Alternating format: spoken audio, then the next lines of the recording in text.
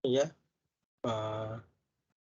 baiklah, eee, selamat pagi, selamat siang, dan selamat sore, Bapak dan juga teman-teman semuanya.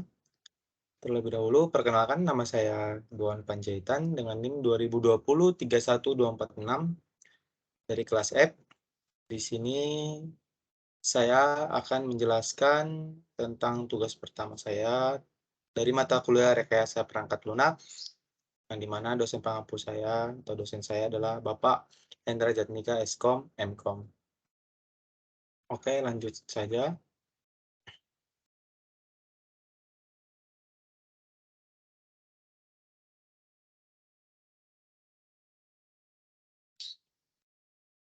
Oke, sebentar. Oke, lanjut.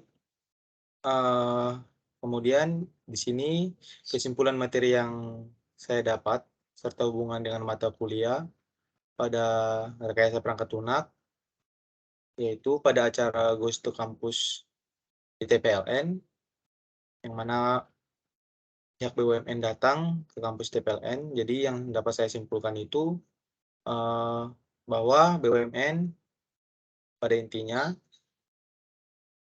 mahasiswa yang memiliki kemampuan khusus di bidang IT, BUMN akan mensupport penuh dalam mengembangkan inovasi yang kita miliki terkhusus yang dapat mengembangkan BUMN.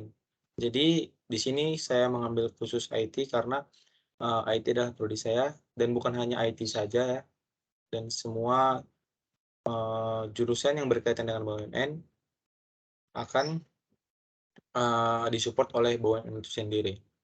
Kemudian di sini hubungan ITPLN dengan BUMN ini, salah satunya hubungan ITPLN dengan BUMN itu yaitu di bagian beasiswa, yaitu yang namanya Aperti BUMN, di mana BUMN memberikan salah satu dukungan kepada mahasiswa Aperti, salah satunya di kampus ITPLN. Kemudian BUMN juga memberikan kesempatan lowongan pekerjaan kepada seluruh lulusan universitas negeri maupun swasta, termasuk juga ITPLN. Jadi BUMN memberikan dukungan kepada kita, mahasiswa, menjadi salah satu insan BUMN.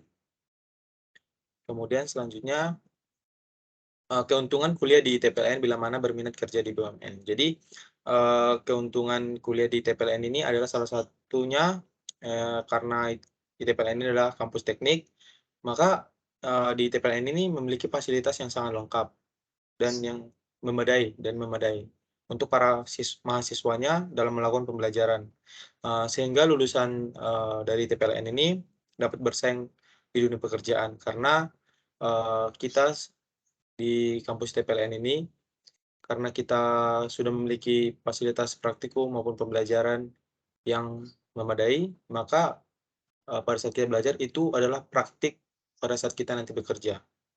Jadi kita sudah siap untuk jika kita masuk BUMN. Kemudian produk rekayasa perangkat lunak eh, memiliki peran besar di era industri 4.0 menuju 5.0, bila mana kita adalah ahli dalam uh, rekayasa perangkat lunak atau expert lah gitu. Produk apa yang akan kita ciptakan gitu. Jadi di sini ada nama produk, kemudian alasan kita membuat produk itu, kemudian konsep dan manfaat. Langsung saja untuk nama produknya itu sendiri yang saya pikirkan itu adalah aplikasi scanner pohon kelapa sawit. Sesuai dengan materinya, sesuai dengan mata kuliahnya kan itu rekayasa perangkat lunak. Jadi saya ingin membuat scanner pohon kelapa sawit. Kemudian lanjut.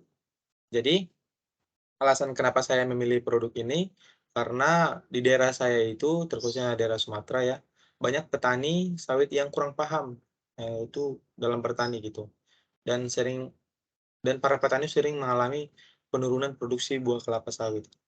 Jadi tiap tahun menurun, kadang-kadang naik, kadang-kadang turun, jadi tidak stabil gitu.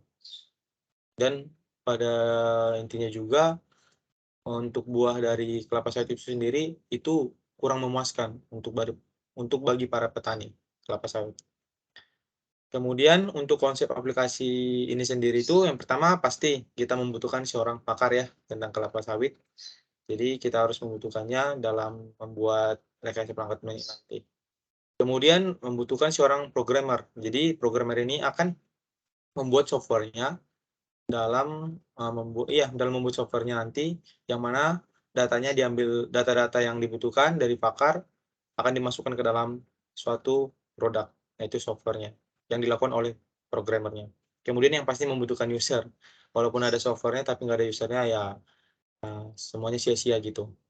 Kemudian di dalam software-nya ini yang saya ingin buat konsepnya itu yaitu pengetahuan singkat tentang kelapa sawit. Jadi para petani ini juga dapat mendapat pengetahuan knowledge gitu dari software yang akan ingin saya ciptakan gitu.